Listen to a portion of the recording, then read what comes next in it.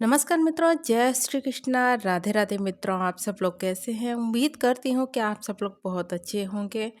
और आज हम आपको सुनाने जा रहे हैं बुधवार की कथा, यानी कि भगवान श्री गणेश जी की कथा और बुधवार की अष्टमी के उपाय। तो आइए जानते हैं।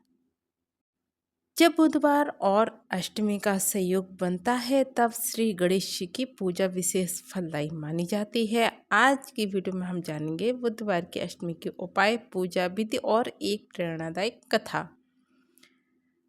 भगवान गणेश जी प्रथम पूज्य क्यों हैं?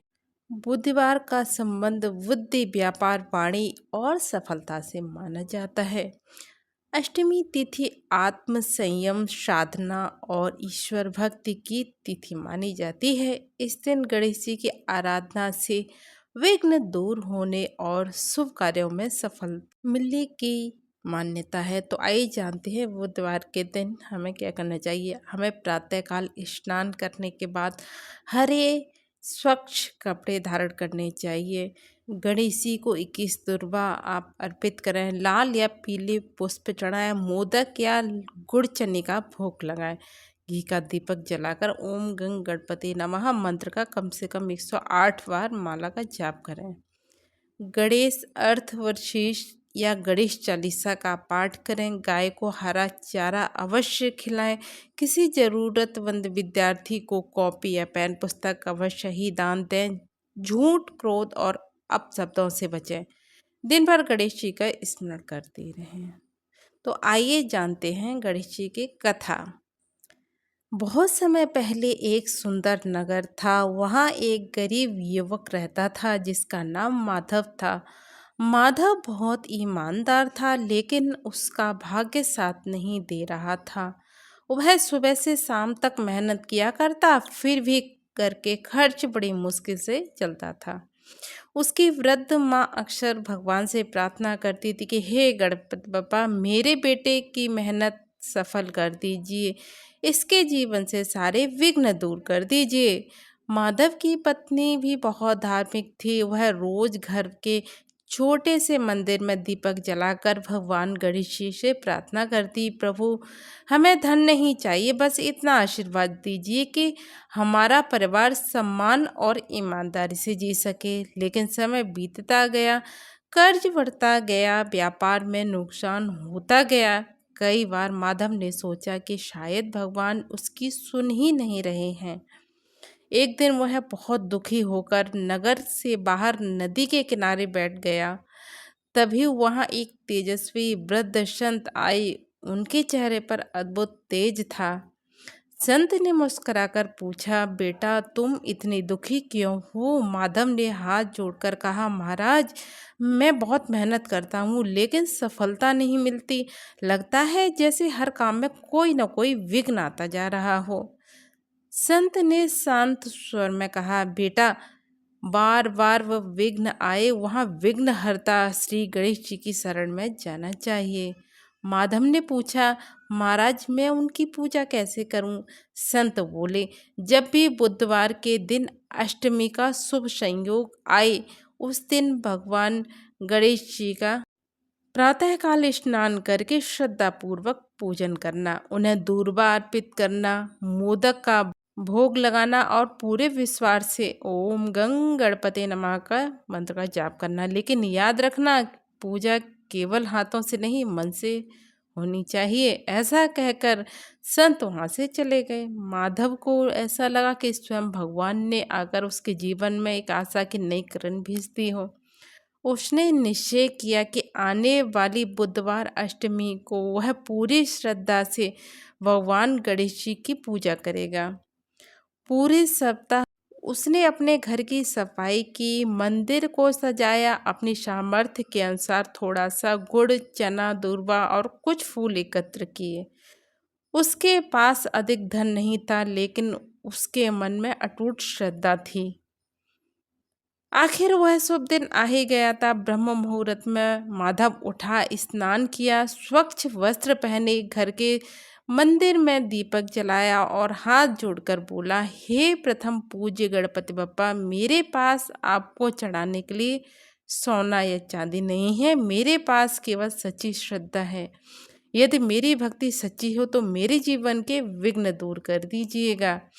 यह कहकर उसने प्रेम पूर्वक भगवान को दुर्वा अर्पित की, मोदक का भोग लगाया और पूरे मन से ओम गंग गणपति नमः मंत्र का जाप करने लगा। उसे पता भी नहीं चला कि उसी समय भगवान गणेश उसकी भक्ति से अत्यंत प्रसन्न हुए। माधव पूरे मन से भगवान श्री गणेश का मंत्र जाप कर रहा था। उसकी आंखों से आंसू बह रहे थे। वह बार बार यही कह रहा था, हे विघ्नहर्ता, मुझे धन नहीं है, आपकी कृपा की आवश्यकता है। यदि आप मेरे साथ हैं तो संसार की कोई कठिनाई मुझे पराजित नहीं कर सकती। उसकी सच्ची भक्ति देखकर देवलोक में भगवान श्री गणेश मुस्कुराए। माता पार्वती ने पूछा, पुत्र तुम किस बात पे मुस्कुरा रहे हो, किस बात से प्रसन्न हो? भगवान गणेश जी बोले, माँ, पृथ्वी पर एक भक्त है जिसने गरीबी में भी अपना विश्वास नहीं छोड़ा। उसने कभी किसी का बुरा नहीं किया, उसने छल कपट नहीं अपनाया। आज उसकी परीक्षा समाप्त होने का समय आ गया है। भगवान गणेश जी ने निश्चय किया कि वे पहले माधव की श्रद्धा की अंतिम परीक्षा लेंगे। अगले दिन माधव अपनी छोटी सी दुकान पर बैठा था, तभी एक वृद्ध साधु आए। उनके वस्त्र पुराने थे, वे बहुत थके हुए दिखाई दे रहे थे। साधु ने कहा, बेटा, कई दिनों से भूखा हूँ, यदि कुछ भोजन मिल जाए तो भगवान तुम्हारा कल्याण करेंगे। माधव ने अपनी दुकान की ओर देखा। उस दिन उसने केवल थोड़ा सा भोजन अपने लिए रखा था। यदि वह भोजन दे देता तो स्वयं भूखा रह जाता। कुछ क्षण के लिए उसके मन में विचार आया, लेकिन अगले ही पल उसे संत की बात याद आ गई। सच्ची पूजा केवल मंदिर में नहीं, जीवों की सेवा में भी होती है। उसने बिना देर किए हुए अपना पूरा भोजन साधु को दे दिया। साधु ने प्रसन्न होकर कहा, बेटा, भगवान तुम्हारी हर बाधा दूर करेंगे। माधव मुस्कराया और बोला, महाराज, आपका आशीर्वाद ही मेरे लिए सबसे बड़ा धन है। वह साधु वास्तव में स्वयं गणेश भगवान जी ही थे, जो भक्त की करुणा और निस्वार्थ भाव देखकर परीक्षा लेने आए थे।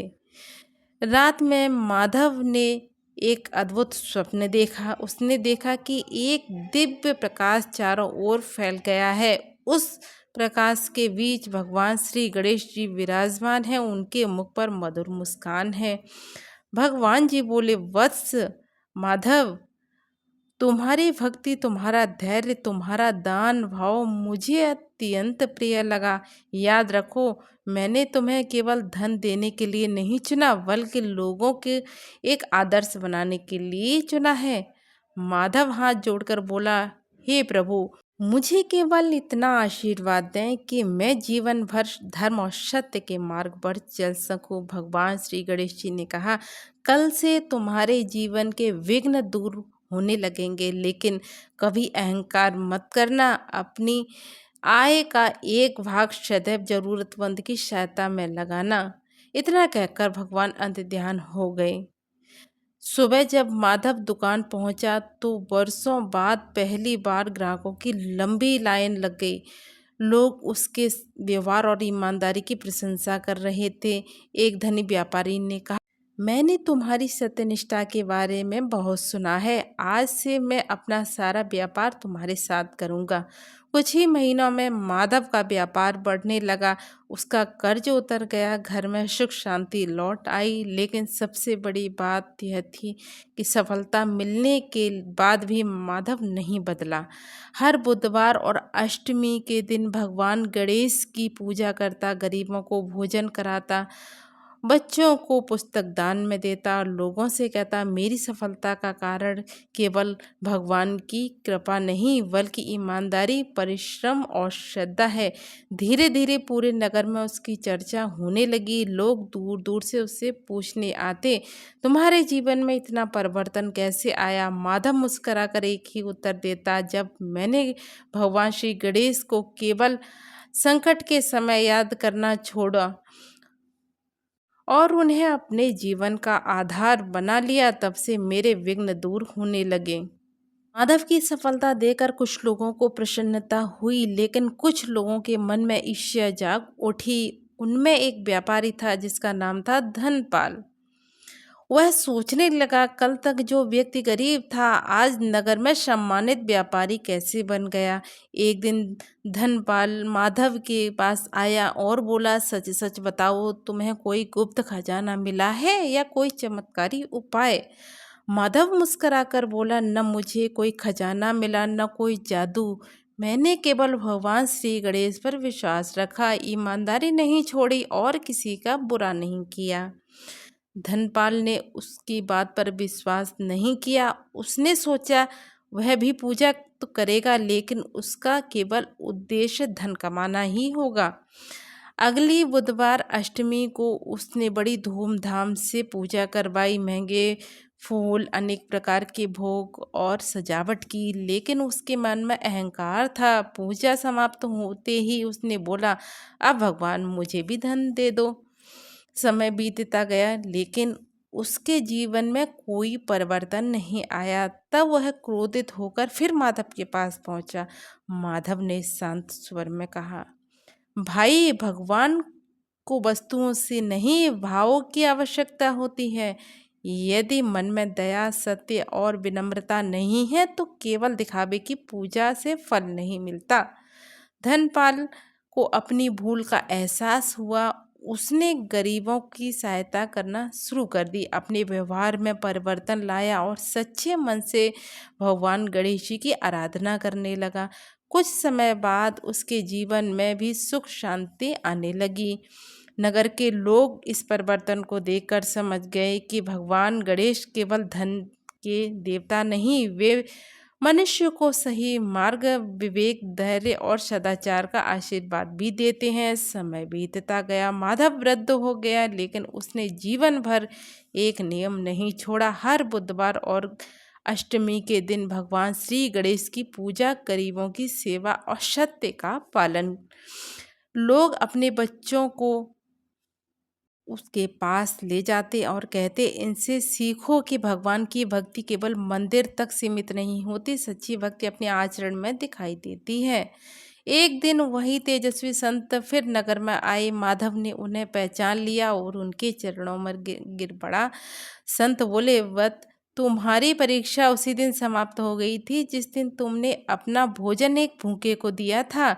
याद रखो, जो मनुष्य भगवान को प्रत्येक जीव में देखता है, भगवान स्वयं उसके जीवन के विघ्न दूर करते हैं। इतना कहकर वो संत वहां से चले गए। माधव की आंखों में आनंद के आंसू बहने लगे। उसे समझ में आ गया कि भगवान की कृपा केवल चमत्कार में नहीं, बल्कि जीवन के सत्य मार्ग पर चलने की प्रेरणा भी देती है।